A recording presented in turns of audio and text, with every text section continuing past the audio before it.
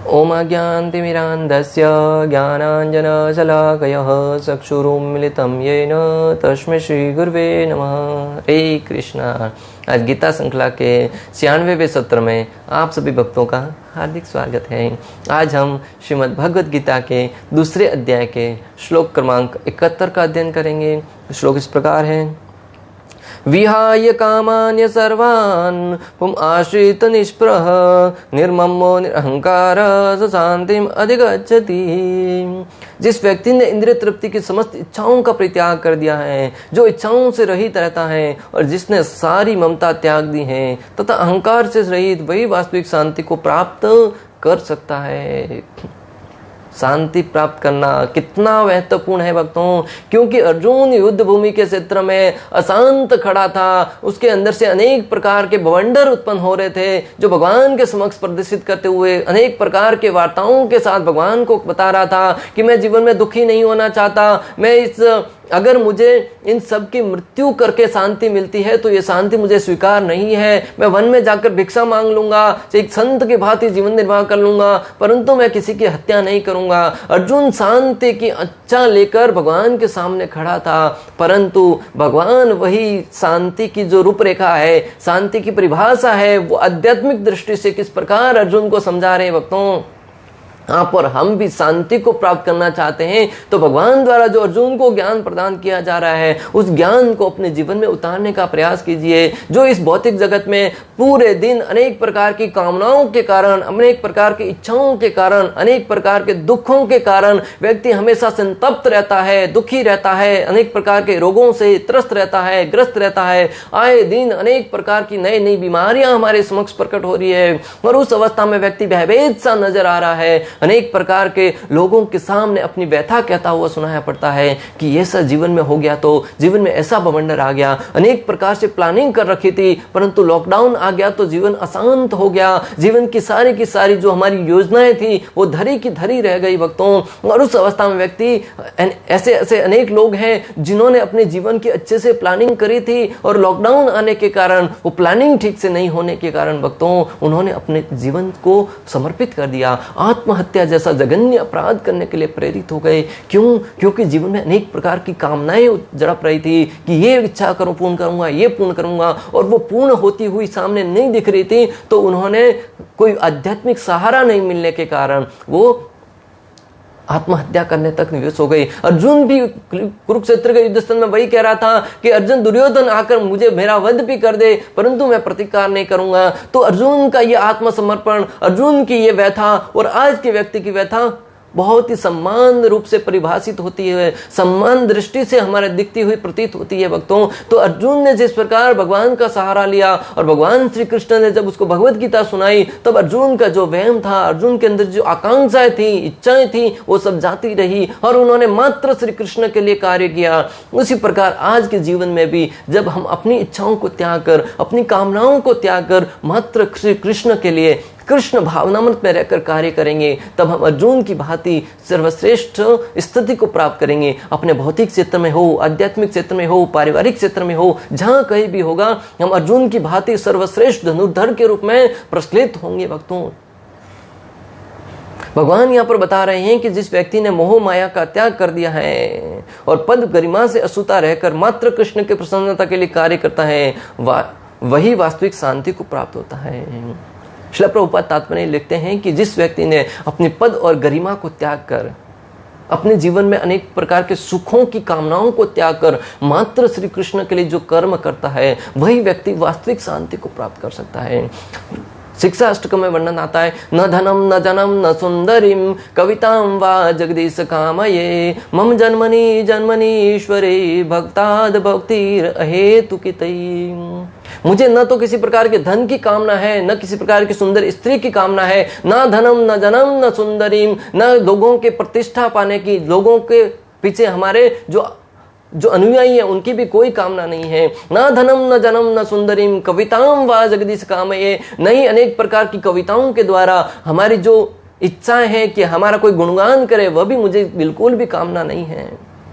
आज की तारीख में ये सबसे बड़ा रोग है भक्तों। हर एक व्यक्ति को चाहिए कि लोग उनकी स्तुति करें, उनकी प्रशंसा करें, चाहे परिवार में हो, समाज में हो, जहां कहीं भी हो, अपने क्षेत्र में व्यक्ति चाहता है कि मेरी गुणगान होना चाहिए, लोग मेरी प्रशंसा करें कि वहां आप क्या कार्य कर रहे हैं। इसलिए तो व्यक्ति अक्सर कहा करता है ये धन है, मैंने अपने बलबूते प्राप्त किया है, ताकि लोग उनकी प्रशंसा करें कि कितना मेहनती है, कितना बुद्धिमान है। परंतु चैतन्य महाप्रभु हमें सिखा रहे हैं कि भगवान से जब प्रार्थना करें तो कहें कि न धनम न जनम, मुझे न धन चाहिए, न संपदा चाहिए, न किसी प्रकार के स्त्री सुख चाहिए, न ही दूसरों का जो गुणगान है वह चाहिए। न धनम न जनम न सुंदरीम कविताम व जगदीश कामये मम जन्मनि जन्मनि ईश्वरे भवताद भक्ति अहेतु के तही। मैं जन्मों जन्मों तक मात्र भगवान की सेवा में समर्पित रहूं, भगवान श्री कृष्ण की सेवा में ही लगा रहूं, एकमात्र कामना मेरी यही है भक्तों। जब भक्त भगवान के सामने सारी इच्छाओं को त्याग कर, सारी मोह माया को त्याग कर, अपनी इच्छाओं को साइड में रख के मात्र भगवान की इच्छा पूर्ण करने के लिए जब जाएगा ना, तब व्यक्ति को उसकी तो इच्छा, भगवान की इच्छा जैसे ही पूर्ण होगी, भगवान स्वतः ही उनकी इच्छा पूर्ण कर देंगे। ध्रुव महाराज का दृष्टांत आता है भक्तों। ध्रुव महाराज अपने पिता राजा उत्तानपाद के राज्य प्राप्त करने के लिए भगवान श्री विष्णु की भक्ति करने के लिए निकले थे घर से, परंतु जैसे ही नारद मुनि के परामर्श में उन्होंने भक्ति कार्य प्रारंभ किया और भक्ति के उपरांत जब भगवान श्री कृष्ण उनके समक्ष प्रकट हुए, शंख चक्र गदा पद्म धारण किए विष्णु रूप में जब भगवान उनके समक्ष प्रकट हुए, तब ध्रुव महाराज ने कहा कि मैं तो कांस के टुकड़ों को गिनते हुए कांस के टुकड़ों को प्राप्त करने का प्रयास कर रहा था, परंतु आपको अपने समक्ष देखकर मैंने सोच रहा हूं कि मैं हीरे से भी मूल्यवान वस्तु प्राप्त कर ली है। मेरे जीवन की सारी कामनाएं जाती रही, मुझे अभी किसी प्रकार की आकांक्षा नहीं है, किसी प्रकार की कोई वस्तु प्राप्त करने की कोई इच्छा नहीं है भक्तों। तो हम भी जब भक्ति की सर्वश्रेष्ठ स्थिति को प्राप्त कर लेंगे, भगवान श्री कृष्ण का जो नाम है उसके आनंद में रमने लगेंगे, तब हमारे अंदर की जो कामनाएं हैं, ये धन प्राप्त करूंगा, ये प्राप्त करूंगा, वो प्राप्त करने की इच्छा नहीं रहेगी, परंतु भगवान ध्रुव महाराज की भांति हमें भर भर कर धन देंगे, ताकि उस धन का प्रयोग हम धर्म के कार्य में कर सके। जिस प्रकार ध्रुव महाराज ने 37,000 साल तक इस धरा पर राज करते हुए एक सत्र राज किया और सारा का सारा धन था, ऐश्वर्य था, अपनी प्रजा की प्रसन्नता के लिए उपयोग किया, उसी प्रकार एक भक्त भी भगवान की भक्ति करता है और उससे जो धन प्राप्त होता है, जो भी ऐश्वर्य प्राप्त होता है, उस ऐश्वर्य का प्रयोग है वो दूसरों की भलाई के लिए करता है भक्तों। आज ऐसे अनेक भक्त हैं जो अपने जीवन में जो धन प्राप्त होता है उसका प्रयोग कृष्ण भावनामृत के लिए करते हैं। सनातन गोस्वामी ने अपने धन का प्रयोग कृष्ण भावनामृत का प्रचार करने का लिए लगा दिया। श्रील प्रभुपाद ने जो भी धन प्राप्त हुआ, जो पुस्तकें बेचकर धन प्राप्त करते थे, वो सारा का सारा धन कृष्ण भावनामृत में प्रचार के लिए, कृष्ण भक्ति का मंदिर बनाने के लिए लगा दिया। आज हम देख रहे हैं कि मायापुर में संपूर्ण विश्व का सबसे बड़ा मंदिर बनने जा रहा है और उसमें किसी व्यक्ति ने 200 करोड़ 300 करोड़ रुपए तक दान दिया है भक्तों।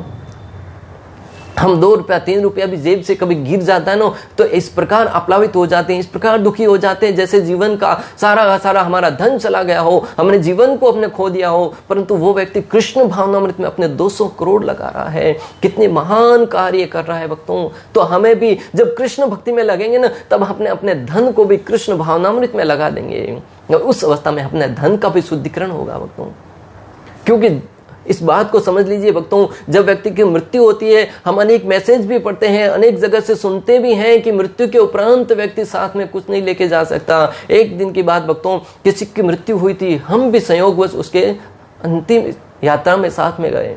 वहां पे देखा कि उस व्यक्ति के पूरा का पूरा शरीर पर मात्र एक वस्त्र था। किसी ने देखा कि इस वस्त्र को भी साथ में नहीं लेके जाना चाहिए, हटा देना चाहिए, परंतु कहा कि मर्यादाओं को देखते हुए कि पूर्ण रूप से उनके शरीर को निर्वस्त्र नहीं करना चाहिए, उस वस्त्र को रख दिया। परंतु जो वहां पे व्यक्ति उपस्थित था, उसने कहा कि इस वस्त्र के कारण उनके शरीर को जलने में बहुत मुश्किल होती है।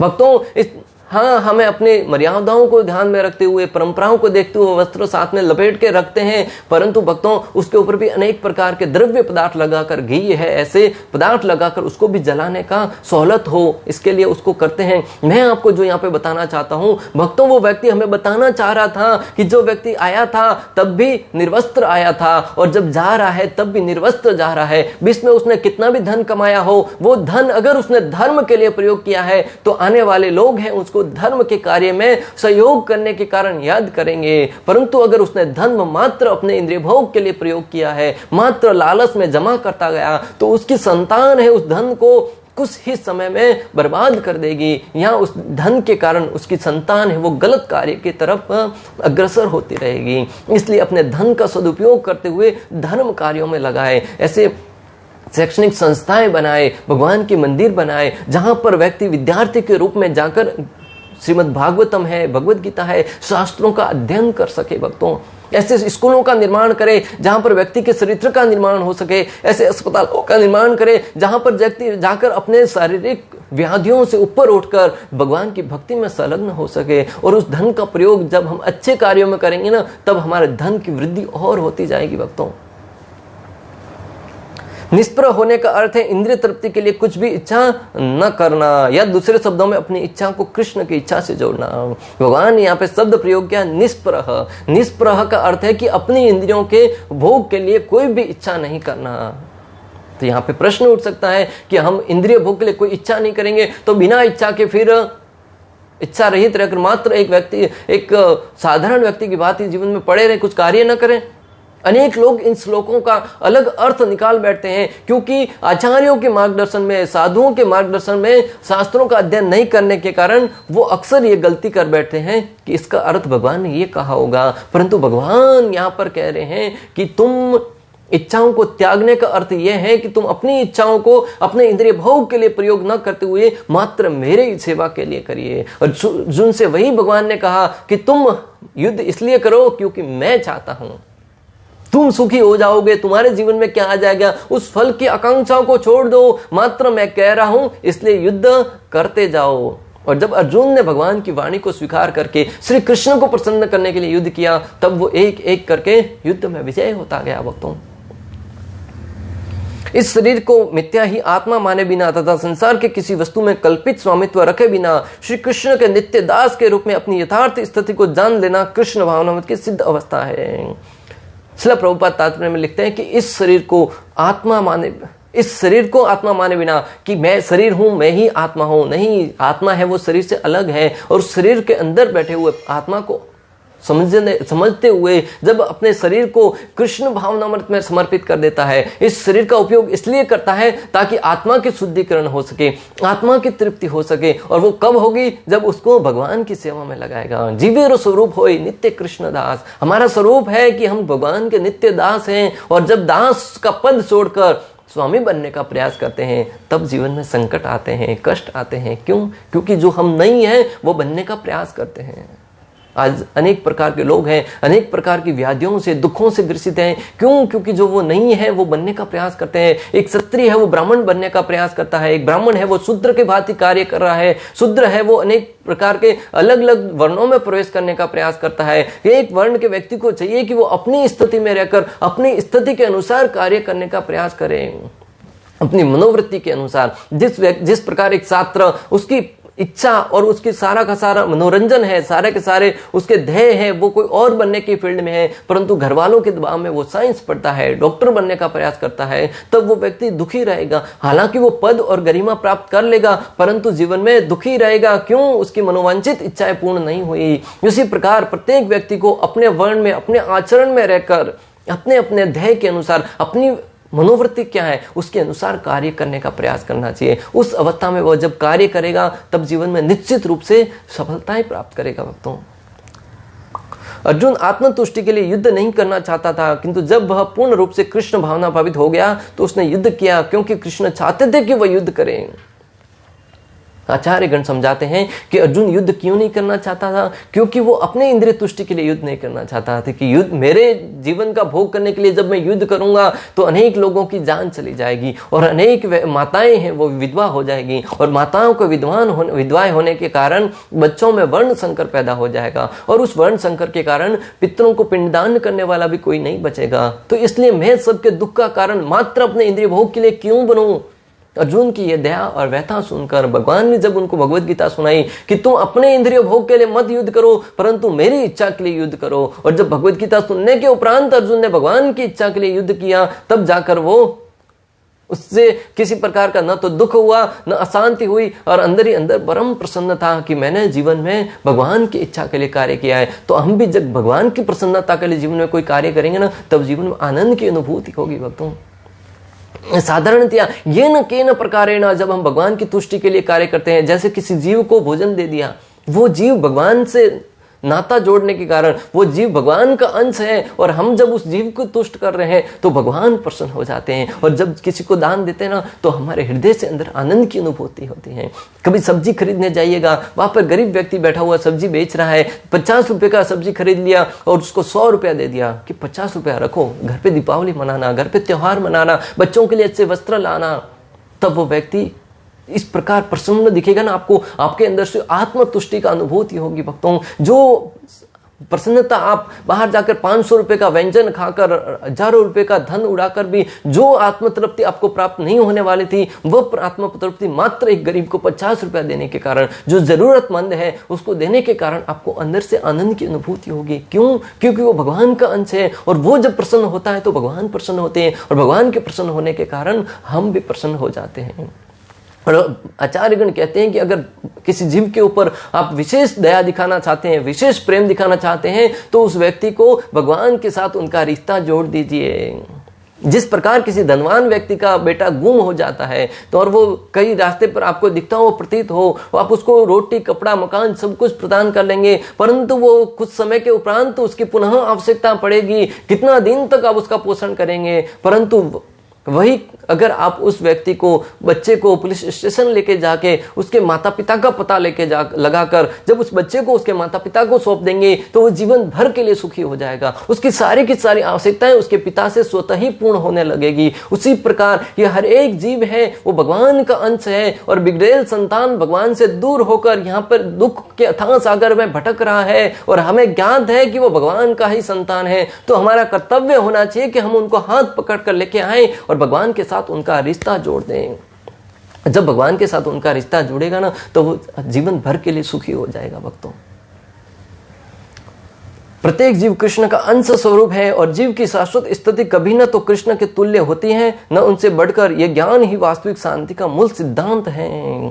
प्रत्येक जीव है वो कृष्ण का अंश है, कृष्ण का अंश मात्र है। उस जीव की स्थिति न तो श्री कृष्ण के समतुल्य होती है, न ही वो कृष्ण से बढ़कर कभी हो सकता है।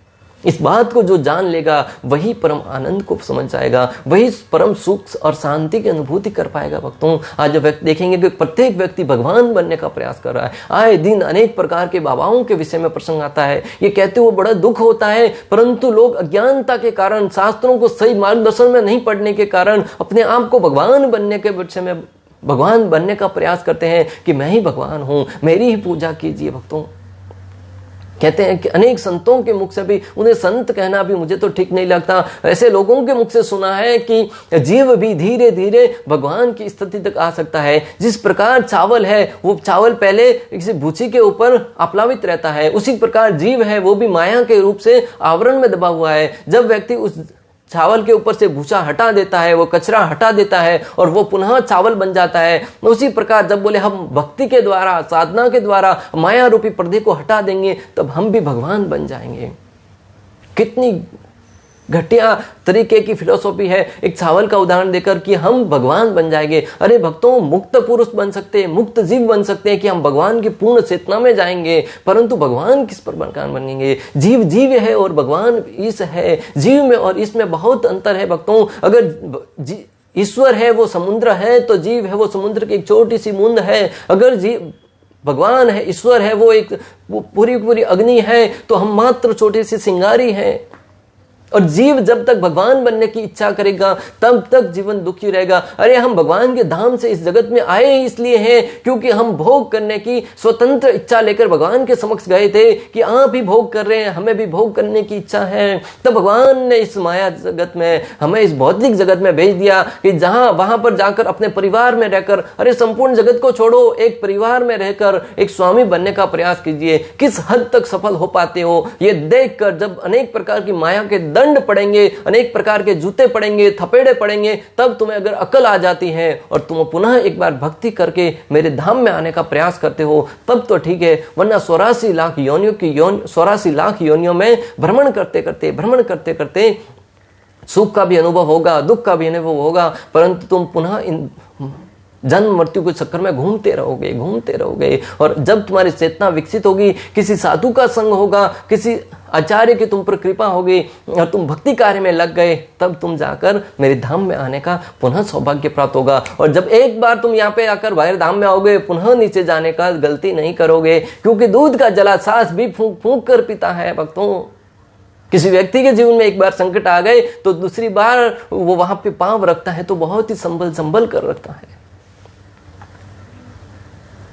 आज प्रत्येक व्यक्ति अपना संबंध भगवान के साथ भूलने के कारण अपने आप को भोक्ता मान बैठता है और दुख अशांति के अथाह सागर में गोता लगाता है। आज व्यक्ति है वो भगवान के साथ अपना संबंध भूल चुका है कि मैं भगवान का दास हूँ, भगवान है वो ईश्वर है। भगवान के मंदिर में भी जाते हैं तो मात्र धनवान बनकर टंकोरी बजाकर कुछ धन देकर आते हैं और अपना सीधा सोड़ा करके आते हैं कि मैं भगवान को कुछ दे के आया हूँ। अरे भगवान को किसी वस्तु की आवश्यकता नहीं होती, परंतु भगवान द्वारा प्रदत्त जो वस्तु है प्रेम पूर्वक जब भगवान को अर्पण करेंगे, भगवान से कहेंगे कि भगवान ये मैं आपको अर्पण करने आया हूँ, इसे भोग लगाकर मुझे प्रदान कीजिए ताकि मैं प्रसाद रूप में इसे स्वीकार कर सकूं और प्रसाद रूप में स्वीकार करके मेरी आत्मा तुष्टि हो सके, तब भगवान आपके इस प्रसाद को ग्रहण करेंगे। वरना आप अहंकार में जाकर कितना ही धन क्यों न दे दे, भगवान को किसी धन की आवश्यकता नहीं होती। अरे जिस लक्ष्मी की आप हमेशा पूजा करते रहते हैं, लक्ष्मी सहस्त्र शतसम्र सेव्यमानम, कि हजारों लक्ष्मियां भगवान की सेवा में हमेशा लाइन लगाए खड़ी रहती हैं। अरे जिसकी सेवा के लिए स्वयं लक्ष्मी जी लाइन लगाए खड़ी रहती हैं, हमारी क्या बारी है, हमारी क्या औकात है कि हम भगवान की सेवा के लिए धन प्रदान कर सके। छोटे मोटे ट्रस्टी बन जाते हैं मंदिर के, तब अपने आप को मंदिर का महाधीश मानते हुए जब चाहे तब अंदर प्रवेश करते हैं और जब चाहे तब जैसा कार्य करते हैं, और वो अहंकार को हमारे बढ़ावा देता है और वही हमारे अधोगति का कारण बनता है। भक्तों, ऐसे अनेक संत हैं, ऐसे अनेक महात्मा हैं जिन्होंने अपना धन तो भगवान के लिए दिया, परंतु अपनी चेतना भगवत भक्ति के कारण बहुत शुद्ध बना के रखी है। एक ऐसे व्यक्ति को जानता हूं जो मंदिर में आए, कृष्ण जन्माष्टमी का समय था भक्तों, मंदिर के ट्रस्टी थे, मंदिर के दर्शन करने के लिए बहुत लंबी लाइन लगी हुई थी, वो व्यक्ति भी, वो ट्रस्टी भी उस लाइन में जाकर खड़े हो गए।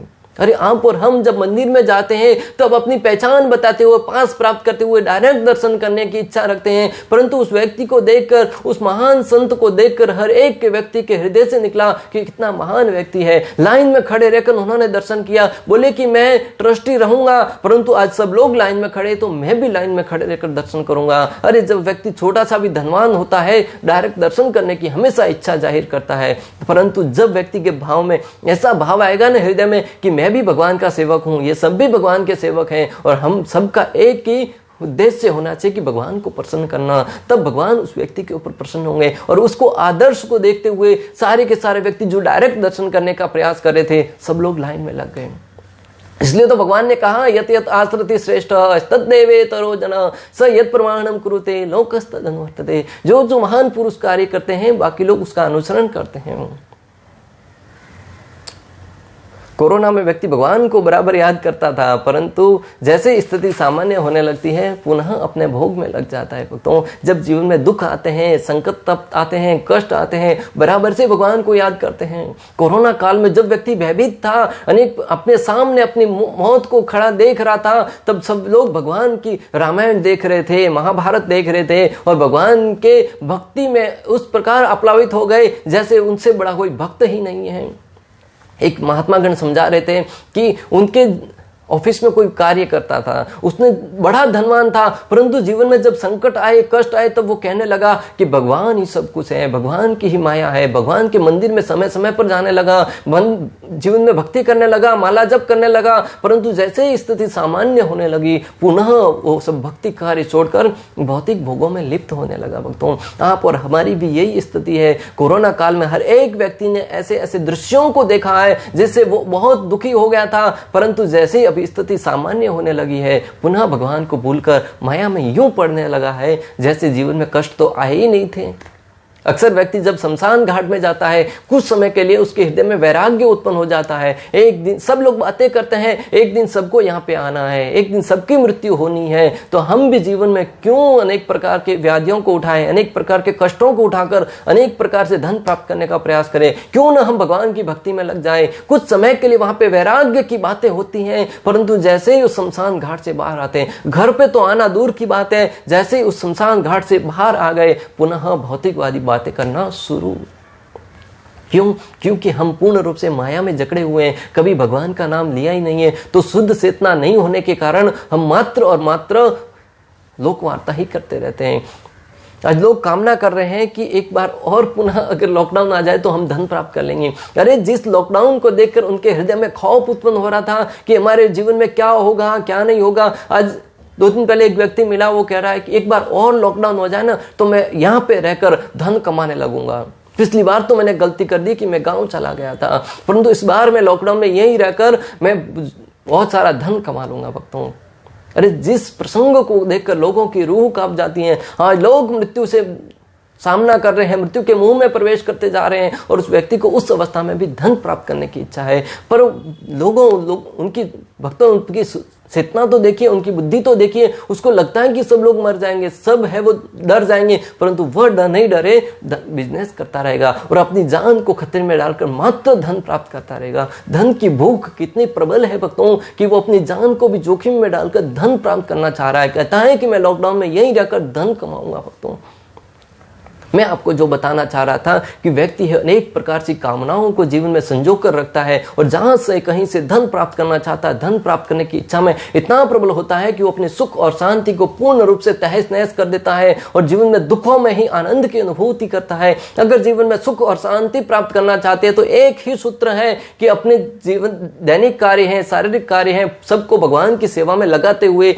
उन भगवान की प्रसन्नता के लिए कार्य करेंगे, तब जीवन में शांति आएगी और शांति आएगी तो सुख स्वतः ही आ जाएगा। इस प्रकार श्लोक क्रमांक 71 का भक्ति वेदांत तात्पर्य पूर्ण हुआ। अंत तक हमारे साथ बने रहने के लिए आप सभी का हृदय पूर्वक प्रेम पूर्वक बहुत बहुत धन्यवाद। श्रील प्रभुपाद की जय, श्री श्री राधा गोपीनाथ भगवान की जय, श्रीमद् भगवद गीता की जय। हरे कृष्णा कृष्ण कृष्ण हरे हरे, हरे राम राम